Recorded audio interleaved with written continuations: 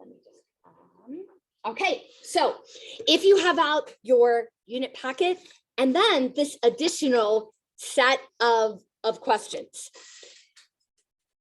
what I'd like to do is to refresh.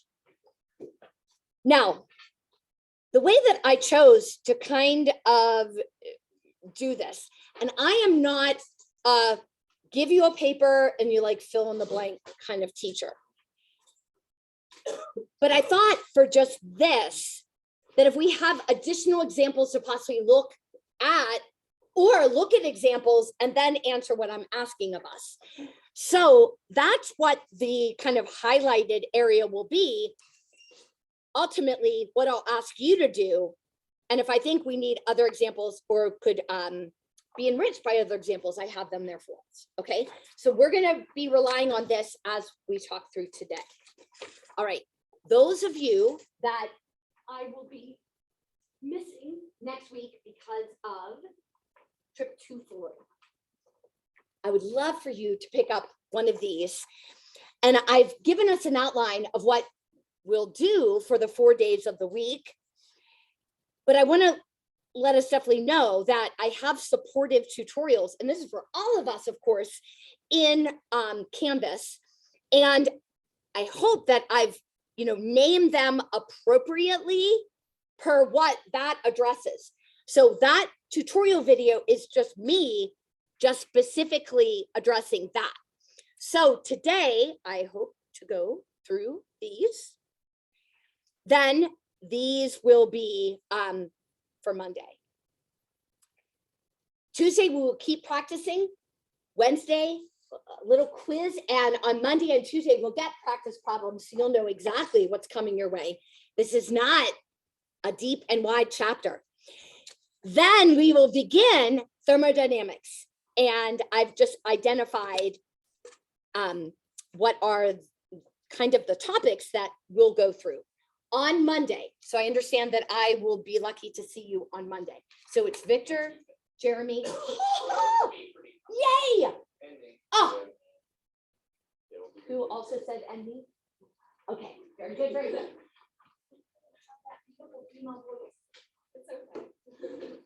Okay, okay, very good. Oh, and was there another Andy? Okay, no worries. Oh, wait. Perfect, perfect. Oh, that's extraordinary. Very good. Well, you just have this. So on Monday, I'll have the thermodynamic packet to put in your hands if you would like that. All right. So, and I'll take care of you, sir, as well. So, where have we gone? I know that we laid some foundation, but then our focus was getting ready for the titration assessment. Totally get it. So we remember, we reminded ourselves when soluble ionic solutes are added to water, remember the salt or a salt or in salt, they dissociate, and soluble substances we judge to mean that as we are approaching saturation, so when we're unsaturated. So for example, if I would have 500 milliliters of water as my solvent, and I would add 1 gram of sodium chloride, I know that that will make an unsaturated solution, meaning I can dissolve more. I have not reached what would be the solubility of sodium chloride. And I know that this will totally dissociate into sodium ions and chloride ions. But as I'm adding more solute, eventually I reach the max when no more will dissolve or dissociate. And we can confirm a saturated solution because we will see solid on the bottom, undissolved solute. What we understand is, yeah, we say all the sodium chloride has dissolved and dissociated. But in solution, those solvated ions, they might find each other again. And we definitely will have some attraction, even though we know that the water molecules are hydrating these. You know, they probably might momentarily form some solid. And so even though we are really favoring right, we could venture to say equilibrium, because really all processes are in equilibrium. If this is soluble, then we definitely say, okay, now of course, solids don't partake. So even if we would have solid on the bottom of this, we know our K value is going to be greater than 1, given the general amounts that we usually are adding. However, we saw the big bird yellow precipitate formation of lead-2 iodide. These have been sitting since the other day, and we see the solid has fallen. So remember, we added 2 clear and colorless solutions, and then it formed that really yellowy, milky kind of result. But with time has fallen. And we understand that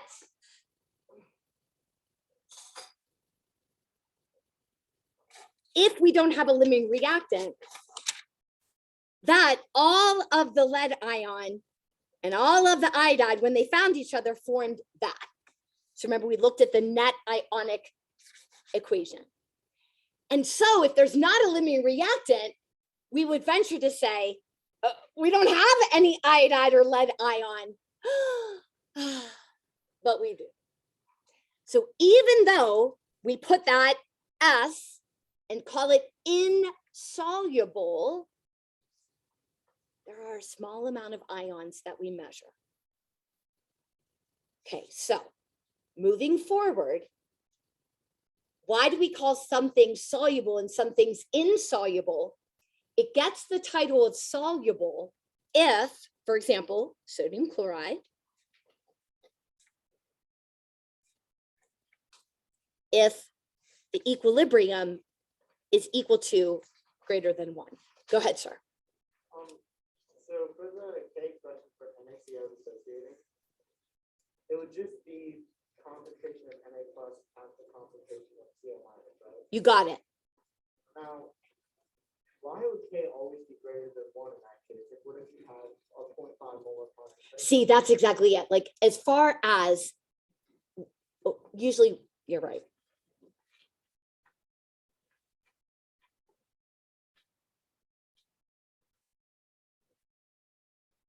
No, you're absolutely correct.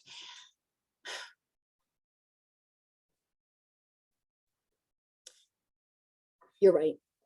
I was trying to definitely give us a line in the sand to try to compare. Like, why are we okay calling these insoluble? And then why don't we just call them all soluble?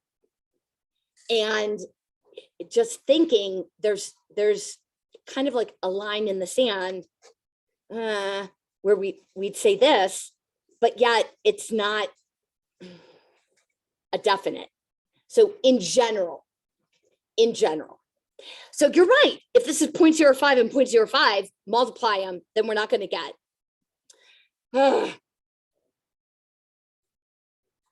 All right. When we are talking about calling something insoluble, they will generate KSP values. So remember when we said, like, okay, strong acid, much larger than 1. And then weak acids in general are about 10 to the negative 3rd to about 10 to the negative 5th. But my gosh, we had some that were 10 to the negative 10th. And so you know, it's a generalization. And that's what I was just making. Go ahead. But wouldn't the K value just depend on the power? It does. Oh, it does. Okay. But the thing is, a mountain stream. Tell you what, one of my favorite places on our Smoky Mountains in Tennessee, North Carolina's nice too, but I really like the Tennessee side.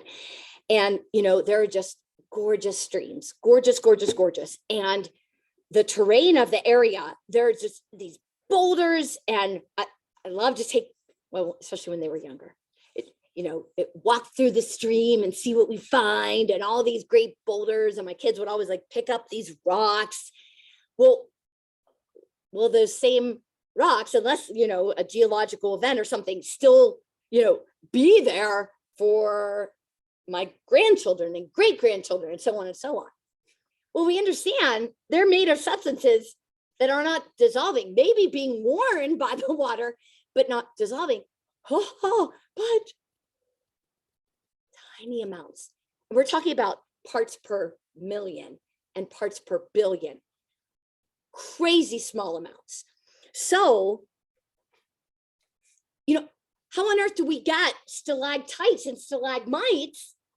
Well, because some of calcium and carbonate is in solution. And so when the solvent evaporates, they'll find each other and then eventually form those beautiful structures in a cave. So we have this kind of, okay, these are really soluble. And then these are insoluble.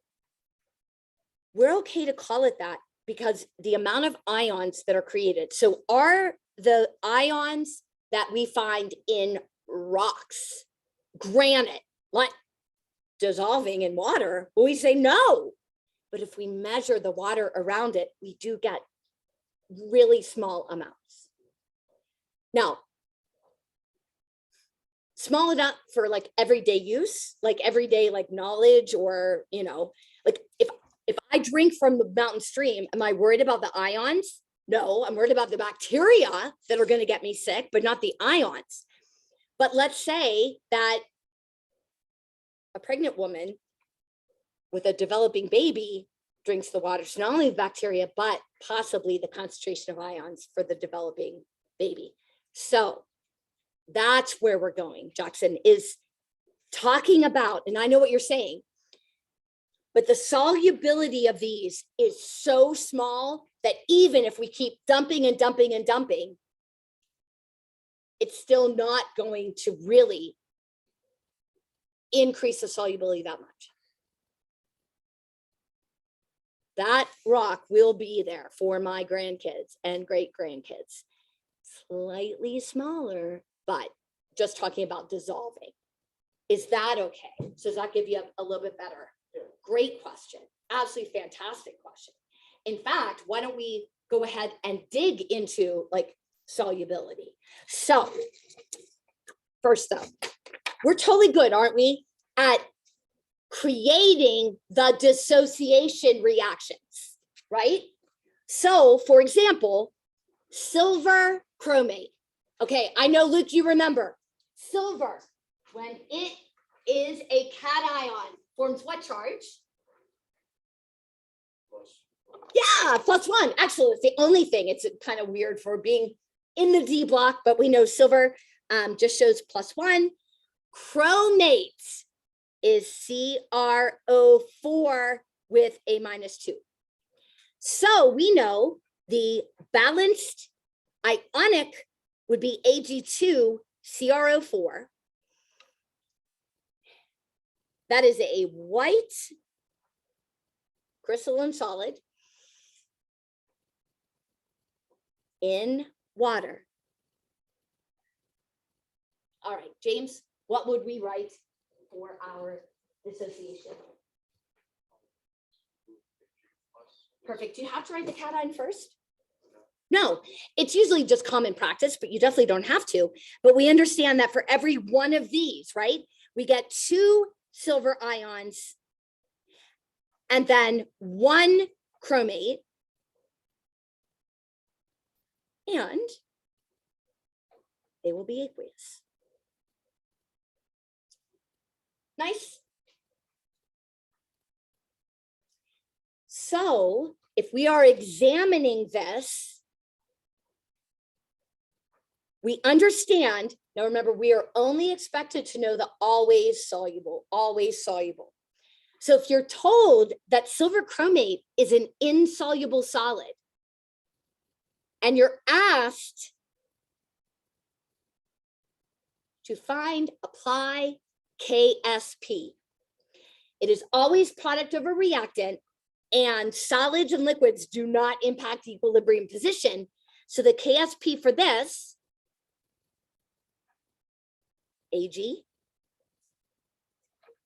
squared, yeah, law of mass action. So we were very, very fortunate. The last two whole equilibrium units with acid base, that they were all 1-to-1. We have to just be really careful because we're not guaranteed that here. Now, if it is existing as an ion, we must write the charge. Writing Ag and Ag plus, they are not the same thing. And we as AP students know that. All right. Solubility is the amount of solute that can be dissolved in amount of solvent at a given temperature. That makes a saturated solution. A saturated solution no more can dissolve. So that's what I am looking for to fill in the blanks. Sorry to insult your intelligence. Okay, do we understand saturated? Can we envision that in our head?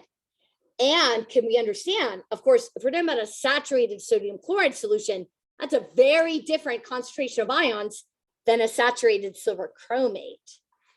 Okay, the units of solubility are either gram per liter or mole per liter.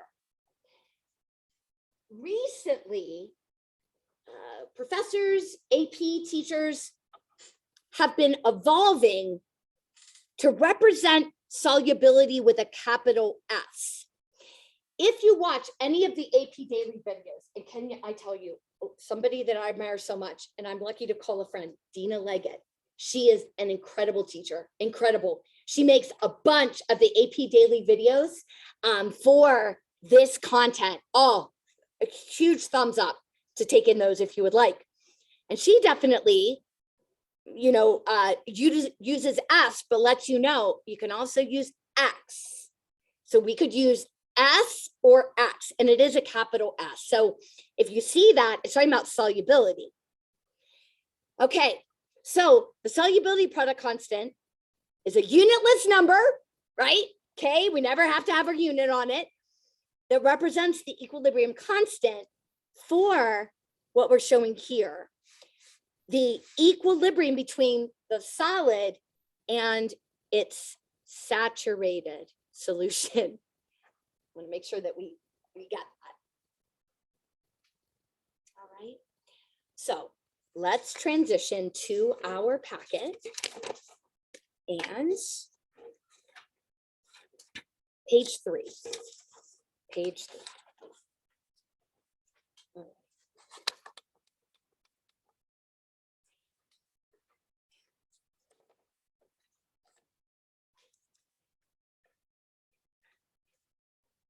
Man, I hope at this point my honors students are just in the habit. If they're doing stoichiometry, I pray, they realize first thing they need is the balanced chemical equation. Well, if we're given K or need K, we need our equilibrium reaction. So we're asked to find the KSP for bismuth sulfide.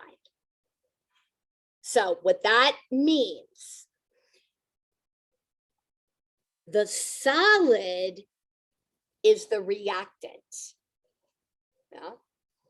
Just like remember Ka,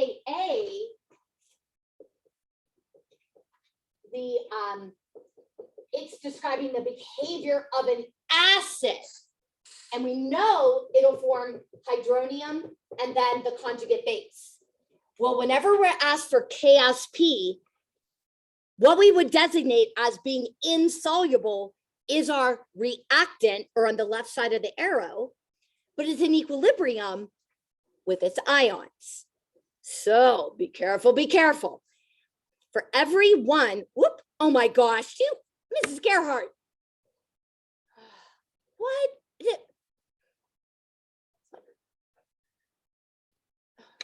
I was seeing if you guys were paying attention. Bi2S3. Very sorry. Very sorry. Solid. Oh, I was just too many thoughts, but no excuse. Gerhard. All right. In equilibrium with 2 bismuth. Charge on bismuth here. Anybody? Yeah, very good. Now, feasible is not required. Not required. I'm definitely going to place them. And then we have 3 sulfides. Charge a sulfide.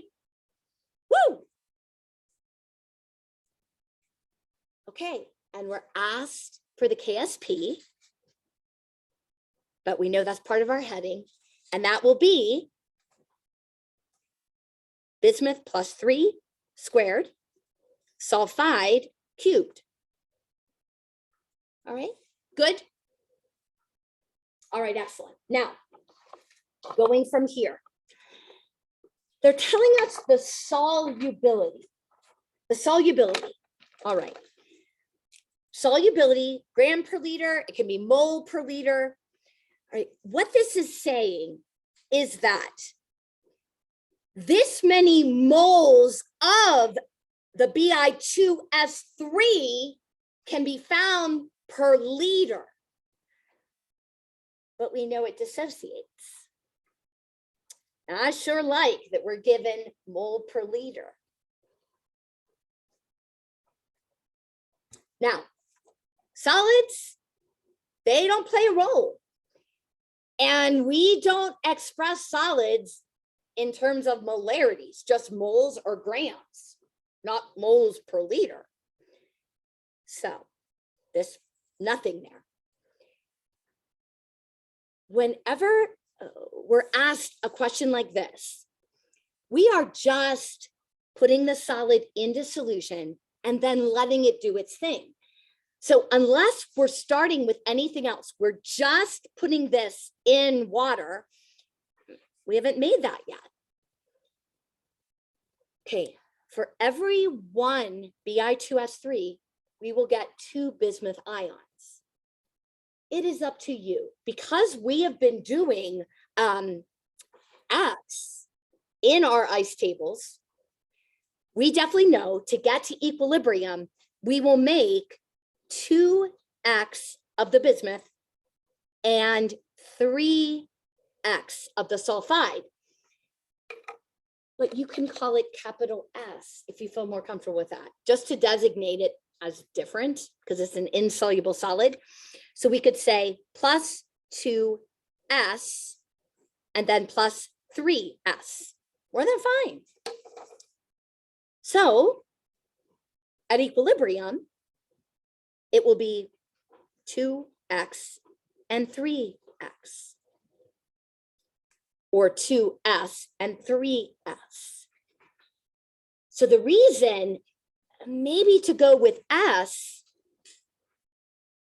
is because S is the solubility, or X is the solubility, because that for every one of these, I'm getting 2 and 3.